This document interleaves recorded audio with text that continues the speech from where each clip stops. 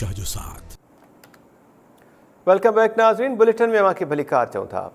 टंडो अलियार जी निजी अस्पताल में वेमन दौरान नारी ॿारड़ीअ समेत फौत थी वई। वारिसनि पारां लेडी डॉक्टर ते गफ़लत जो इल्ज़ाम हयो वियो आहे। टंडो अलियार मां ब्रेकिंग न्यूज़ अवांखे ॾियो पिया। 22 वरनि जी ज़ोहरा खे वेमन जे लाइ निजी अस्पताल आंदो वियो हो। संदसि वारिसनि जो चवणु आहे त लेडी डॉक्टर 2 खां 2.5 कलाक ऑपरेशन में लॻाया, जंहिं सबबि ज़ोहरा ॿारड़ीअ समेत फौत थी वई। पुलिस निजी अस्पताल के इंचार्ज समेत 2 ॼणनि खे गिरफ़्तार करे वरितो आहे। ऑपरेशन कंदड़ लेडी डॉक्टर फरार थी वई आहे।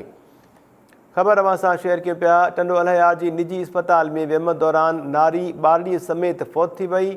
वारिसनि पारां लेडी डॉक्टर ते गफ़लत जो इल्ज़ाम हयो वियो आहे। वधिक तफ़सील मालूम कयूं था। टंडो अलियार मां टाइम न्यूज़ के रिपोर्टर न्याज़ ख़ास खे लिखा। न्याज़, छा तफ़सील आहे नवां वटि? जी, टंडोलिया के निजी अस्पताल हमले की गफ़लत सबब गोठ जुमा खान लुंड जी औरत वियम दौरान पहुती पई है।